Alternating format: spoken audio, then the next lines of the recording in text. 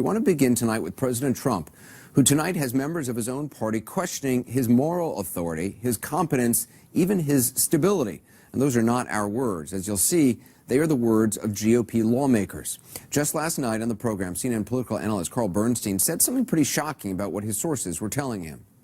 I think there's considerable evidence that there is a consensus developing in the military, at the highest levels, in the intelligence community, among Republicans in Congress, including the leaders in the business community, that the President of the United States, Donald Trump, is unfit to be the President of the United States. And that's the undercurrent. I've talked to you about it for weeks that I've been hearing in Washington. There is increasing talk about his emotional and mental stability, as David Gergen referred to earlier. This is extraordinary. It's a dangerous moment in our history.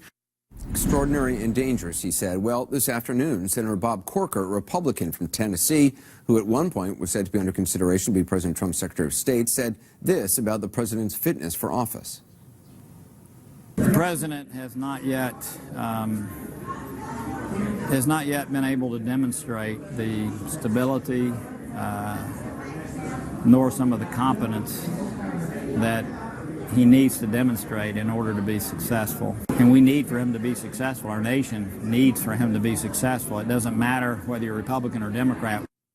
Well, Senator Corker's remarks came just hours after the president rage tweeted about South Carolina Republican Senator Lindsey Graham. Quote, he said, publicity seeking Lindsey Graham falsely stated that I said there was moral equivalency between the KKK, neo-Nazis, and white supremacists, and people like Ms. Heyer, meaning Heather Heyer, who was murdered in Charlottesville. Such a disgusting lie, the president tweets. He just can't forget his election trouncing. The people of South Carolina will remember.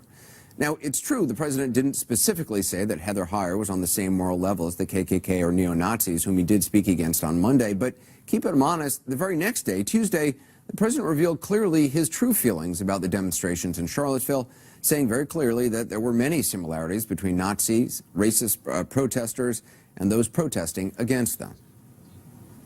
There was a group on this side, you can call them the left, or you've just called them the left, that came violently attacking the other group. So you can say what you want, but that's the way it is. It's on both sides, sir. You said there was hatred, there was violence on both sides. Well, I do think there's blame. Yes, I think there's blame on both sides. You look at both sides. I think there's blame on both sides, and I have no doubt about it, and you don't have any doubt about it either. And if you reported it accurately, you would say. Neo-Nazis started this. They showed up in Charlottesville to protest. Excuse me, they didn't put themselves down as you, and you had some very bad people in that group. But you also had people that were very fine people on both sides. Fine people on both sides, blame on both sides, violence on both sides. If only we could talk to someone who was actually there. It's a shame we never talked to a reporter who was on the scene. Oh, actually, wait, we did. And when the president says that there were good people at this march, that they were quietly there to protest a removal of the Robert E. Lee statue, that not all of them were neo-Nazis or white supremacists, what do you think? Is that true? No. Everyone who was there knew what they were doing. They were shouting, "Jews will not replace us." It was very well coordinated. They had an order to the chants. Like, there was no mistaking. There's no innocent person wandering up and accidentally getting involved in this. So there's that. Still, the president today said he wasn't establishing a moral equivalency between the neo-Nazis and Heather Heyer, but he sure does seem to be pointing the finger at a lot of other counter-protesters who the president keeps incorrectly saying didn't have a permit to protest, unlike the Nazis, who the president likes to point out did have a permit. For some reason, the president always ignores the fact that the Nazis violated the terms of their permit. Another Republican senator, Tim Scott of South Carolina, also weighed in today with this criticism of the president. What we want to see from our president is clarity and moral authority, and that moral authority is compromised when Tuesday happens. There's no question about that. Senators Scott and Corker were not alone today. Senator Richard Burr of North Carolina said the president is misguided in his remarks about Charlottesville.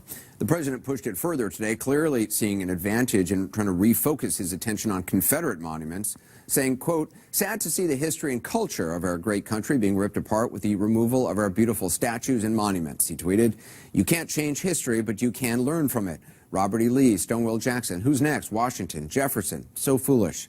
Also, he goes on, "The beauty that is being taken out of our cities, towns, and parks will be greatly missed and never able to be comparably replaced."